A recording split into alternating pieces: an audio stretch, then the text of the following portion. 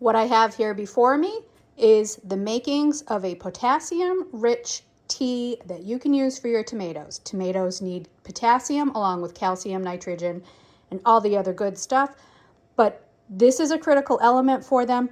Super simple to make and a great fast acting boost for potassium for your tomatoes. So this is especially useful as either a kind of liquid fertilizer around the roots or in your plant pots, or as a foliar spray.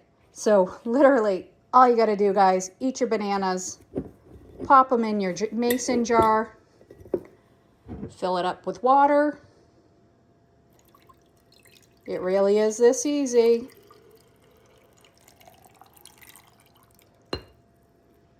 Pop cover on it and let it sit on your counter for about 5 days. Anywhere from 2 days to 4 or 5 days, right around there. You're letting that potassium leach out into this water, and then it just leaves behind a tea. All you got to do after that is pick those banana peels out or strain it out, and it's ready to go right into your pots, containers, or onto your tomatoes or in the ground where they're growing.